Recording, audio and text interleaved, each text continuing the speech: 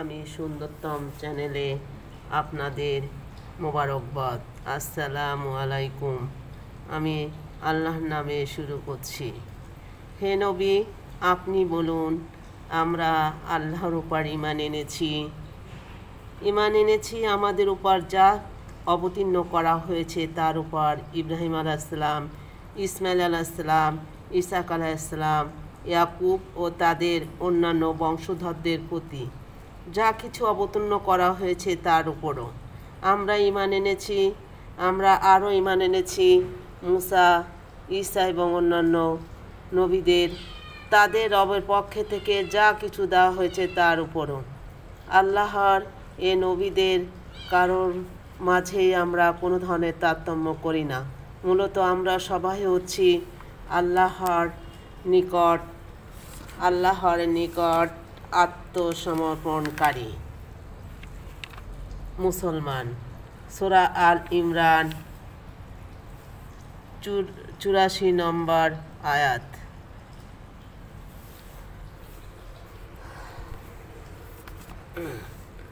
ইসলামের পথে ওই সকল জিনিসকে বেদাত বলা হয় যেগুলোর পক্ষে শরিয়াতের কোনো দলিল প্রমাণ নেই, অর্থাৎ আল্লাহ তার রাসূল যে সকল কাজে নির্দেশ দেননি, ফলে সাহাবে কিরাম ও তাবেঈ এমনকি মাযহাবের ইমামগণও তা করেননি, কিংবা কারোর জন্য কিছু বলে যাননি। আল্লাহ তার রাসূল সাল্লাল্লাহু আলাইহি সাল্লামকে যে সকল জিনিসকে দ্বীনের অন্তর্ভুক্ত করেননি সে সকল জিনিসকে দ্বীনের অন্তর্ভুক্ত করা বা যোগ করার নামই বেদাত। বাহ্যিকভাবে বেদাতকে সওয়াবের বা উত্তম কাজ মনে হয় এর মধ্যে গুনাহের কিছু নাই, কিন্তু আসলে তা সওয়াব নয়, বরং গুনাহের কাজ, যার পরিণতি হচ্ছে দোজখ। বেদাতের ব্যাপারে রাসূল সাল্লাল্লাহু আলাইহি ওয়াসাল্লাম সতর্ক করে দিয়ে বলেছেন, তোমরা দ্বীনের মধ্যে নূতন জিনিস থেকে দূরে থাকো, কেননা প্রত্যেক বেদাত গোমরাহি এবং প্রত্যেক গোমরাহির শেষ পরিণাম হচ্ছে জাহান্নাম। নাসাই ও অন্যরা এটি বর্ণনা করেছেন। রাসূল সাল্লাল্লাহু আলাইহি ওয়াসাল্লাম আরও বলেছেন, যে ব্যক্তি এই দ্বীনের মধ্যে নেই এমন নতুন জিনিস যোগ করে তা গ্রহণযোগ্য নয়। বুখারী ও মুসলিম শরীফ। আসুন আমরা ইসলামের সঠিক ধারণা সম্বন্ধে জানি এবং সঠিকভাবে আল্লাহকে পাওয়ার জন্য যত রকম আছে, আল্লাহকে রাজি খুশি ও নবীকে পাওয়ার জন্য আমরা সেগুলো করার চেষ্টা করি। আমরা আজকে এমন একটা সূরার আয়াত দিয়ে শুরু এবং শেষ করব যেটা আমাদের অনেক বেশি মর্তবা, অনেক বেশি লাভ এবং আল্লাহের পুরস্কারগুলো আমাদের জন্য নির্ধারণ করে রেখেছেন। যেমন হাদিস শরীফে এসেছে, হযরত মাকাল ইবনে ইয়াস রাদিয়াল্লাহু তাআলা আনহু হতে বর্ণিত, রাসূল সাল্লাল্লাহু আলাইহি ওয়াসাল্লাম বলেন, যে ব্যক্তি সকালে 3 বার আউযু বিল্লাহি মিনাশ শাইতানির রাজিম, আউযু বিল্লাহিস সামিউল আলিম মিনাশ শাইতানির রাজিম, আউযু বিল্লাহিস সামিউল আলিম মিনাশ শাইতানির রাজিম 3 বার পাঠ করে সূরা বাকারার, সূরা হাশরের 22, 23 ও 24 এই 3টে আয়াত পাঠ করবে। সূরা হাশরের 22, 23 ও 24 এই 3টে আয়াত পাঠ করবে।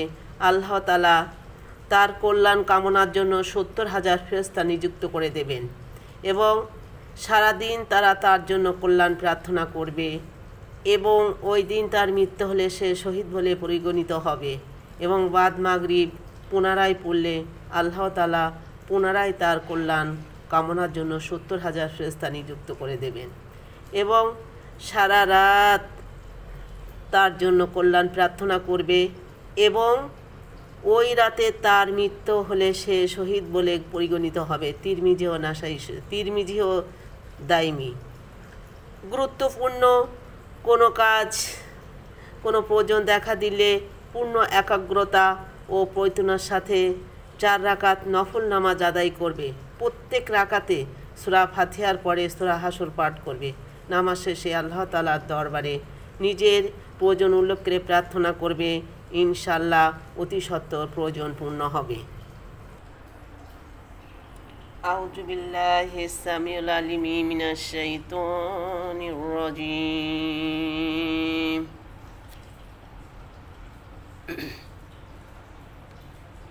أعوذ بالله السميع العليم من الشيطان الرجيم أعوذ بالله السميع العليم من الشيطان الرجيم والله الذي لا إله إلا هو عليم الغيب والشهادة والرحمن الرحيم والله الذي لا إله إلا هو الملك القدوس السلام المؤمن المهيمن الأمين المهيمن العزيز الجبار المتكبر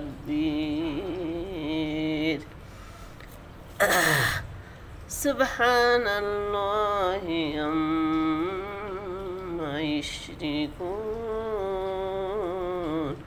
والله الذي خلق البريء المصور له الأسماء الحسنى يسبح له ما في السماوات والأرض وهو العزيز الحكيم صدق الله